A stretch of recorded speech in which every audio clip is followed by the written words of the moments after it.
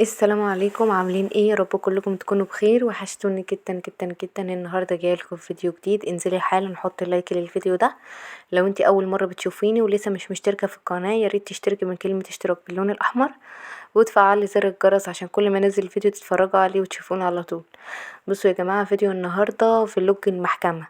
انا كنت مش هسجل صوت على الفيديو الجزء ده خالص، وكنت عاملاه بصوت طبيعي، فيديو حصري يعني.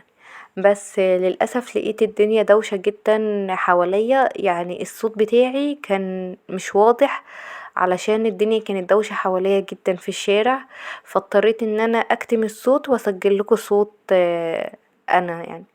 دلوقتي انا كنت نازلة بقى من البيت، وديت ولاد المحكمة، وديت ولاد الحضانة، وبعدين بقى رحت بقى علشان اركب المترو واروح المحكمة.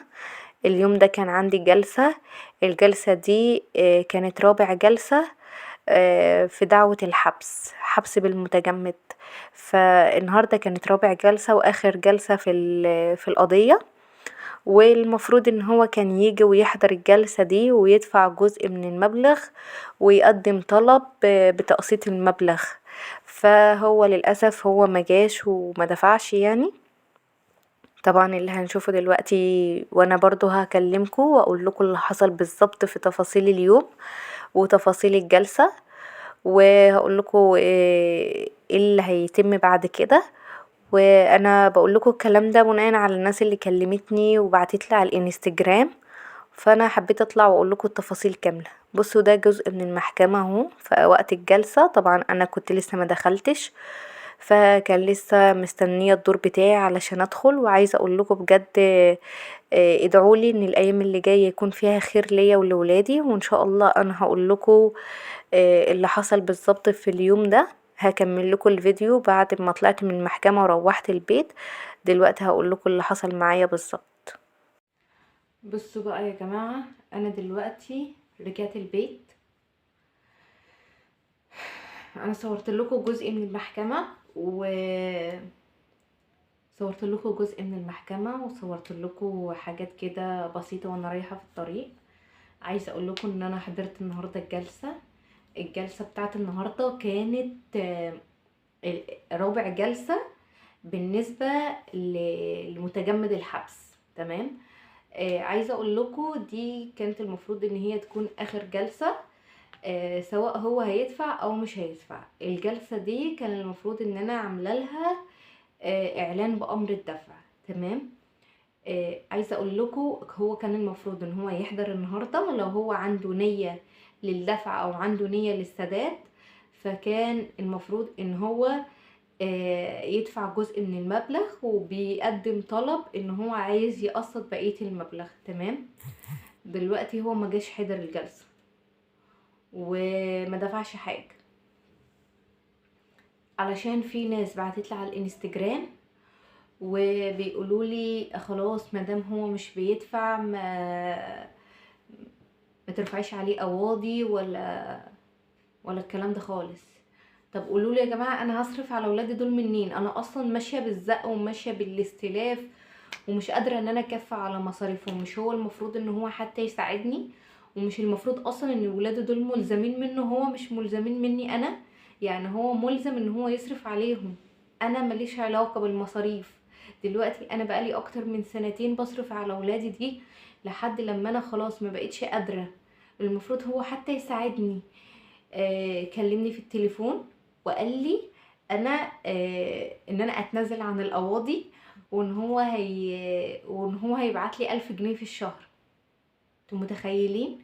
طفلين، اكل وشرب ومصاريف حضانة ومصاريف سكن، انا قاعدة في شقة ايجار، وعلاج ولبس وكل الحاجات دي، عايز يبعت لي 1000 جنيه في الشهر. انتوا متخيلين الرد؟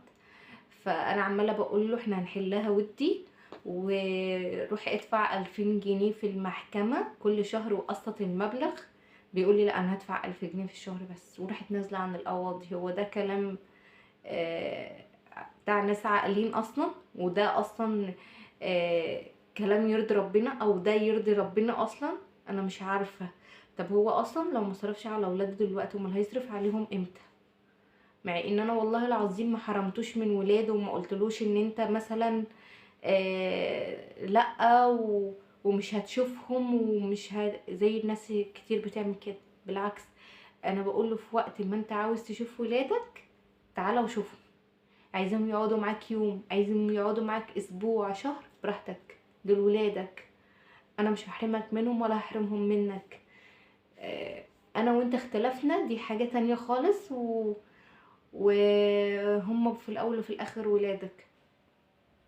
بيقولي نرجع لبعض وان احنا نعيش مع بعض ونربي ولادنا، انا مستحيل ارجع له، مستحيل. يعني اللي حصل بينه وبينه مستحيل ان انا ارجع له، مش هقدر ان انا ارجع اعيش معاه مرة تاني. في حالات يا جماعة بيبقى خلاص الموضوع فيها بين الاب والام ووصل لحته سد، وانا شايفه ان ولادي احسن ليهم مش ان هم يتربوا في وسط ابوهم وامهم، لا، ان هم يتربوا كده احسن من ان هم يتربوا في وسط ابوهم وامهم.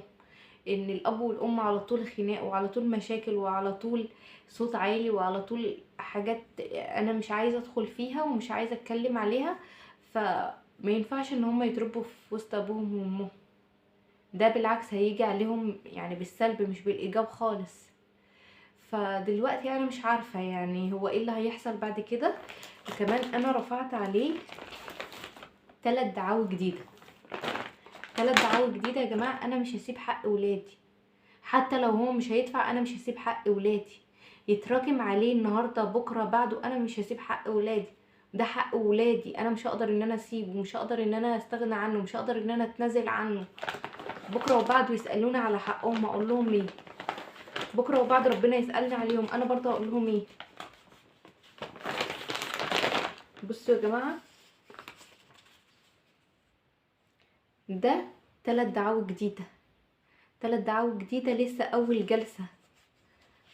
وانا هفضل في المحكمه لحد لما اجيب حق ولادي. انا مش هتكلم تاني، هفضل في المحكمه لحد لما اجيب حق ولادي. بصوا، دي ارقام الاعلانات يا جماعه، دي ارقام الاعلانات. هروح استلم الاعلانات بالارقام دي وهحضر بده. بصوا، بصوا، شايفين؟ دعوة حبس، دعوة حبس اهي، دعوة حبس اهي. تاريخ الجلسة اهي، تاريخ الجلسة اهو 31/12. دي دعوة حبس جديدة، دعوة حبس جديدة. يعني اللي هي اللي انا حضرت الجلسة فيها دي كانت رابع جلسة في دعوة حبس. كده خلصت الجلسة والحكم خلاص بعد بكرة ان هو هياخد 30 يوم حبس، يا الدفع يا الحبس. دي دعوة حبس جديدة، اول دعوة، اول جلسة فيها. لسه معاها 3 جلسات غير الجلسة دي، يعني 4 جلسات وهيتحكم فيها. الدعوة الاولانية ب23,500، الدعوة دي ب10,000. في دعوة حبس تانية هتبقى تاني ب10,000 الشهر الجاي غير دي، يعني غير واحدة تانية غير دي. هو دلوقتي متراكم عليه في الشهر 3000 جنيه. انا هزود عليه اكتر من 3000 جنيه ده بالدعاوى اللي انا رفعها دي. ده حق ولادي يا جماعة، هو ما بيدفعش، هو ما بيدفعش. انا من حق ان انا ادافع عن حق ولادي. يدفع بقى ولا ما يدفعش خلاص بقى منه ربنا. اهم حاجة ان انا مش هسيب حق ولادي. بصوا، اجر رضاعة ومصاريف علاج، اجر رضاعة ومصاريف علاج. ابني محتاج علاج، ابني محتاج علاج، معايا فواتير ومعايا وصولات بتقولي ان ابني تعبان ومحتاج علاج، ابني معاه تقارير محتاج علاج. رفع دعوة مصاريف علاج. انا بصرف على ابني علاج في الشهر مش اقل من 1000 جنيه. بقول للمحكمة انا معايا تقارير ومعايا وصولات ومعايا فواتير تثبت ان ابني مريض ومحتاج علاج. انا عايزة مبلغ شهري لمصاريف علاج ابني. هو بقى ما يدفعش بقى خلاص، انا ماليش دعوة. انا لا ارفع الدعوة ويتحط عليه، مفيش مشكلة بالنسبة لي. انا كده كده عايشة وبربي ولادي الحمد لله وبياكلوا وبيشربوا. دي زيادة نفقة، زيادة نفقة لابن مهند. ابن مهند محكوم له ب650 جنيه. الكلام ده من سنة ونص، رفعت له زيادة نفقة. هو 650 جنيه النهارده يا جماعة بتجيب حاجة؟ الحاجة كلها غالية، هعمل ايه؟ هصرف عليهم منين؟ هاكلهم واشربهم ازاي؟ هو بقى ما يدفعش بقى، دي حاجة منه لربنا وخلاص بقى يتركم عليه. ما هو ده مش حل تاني. محدش يجي يدخل لي على الانستجرام ويقول لي خلاص سامحيه. مفيش حاجة اسمها سامحيه. ولاده من حقهم انهم يصرفوا عليه. ما احنا لو هنعمل كده يبقى الدنيا خلاص باظت. انا بعمل اللي عليا والباقي على ربنا. متزعلوش مني، وده حق ولادي وحقي، وانا مش هقدر ان انا اتنازل عنه. انا بس حبيت اوضح لكم اللي حصل ايه معايا النهارده. يا رب تكونوا فهمتوا، وان شاء الله لو في جديد هتلاقوني طلعت وقلت لكم اللي حصل. ده كان فيديو النهارده. لو وصلتوا معايا في الفيديو لحد هنا حطوا لايك للفيديو واشتركوا معايا في القناه وفعلوا زر الجرس عشان كل ما انزل فيديو تتفرجوا عليه. والسلام عليكم ورحمه الله وبركاته.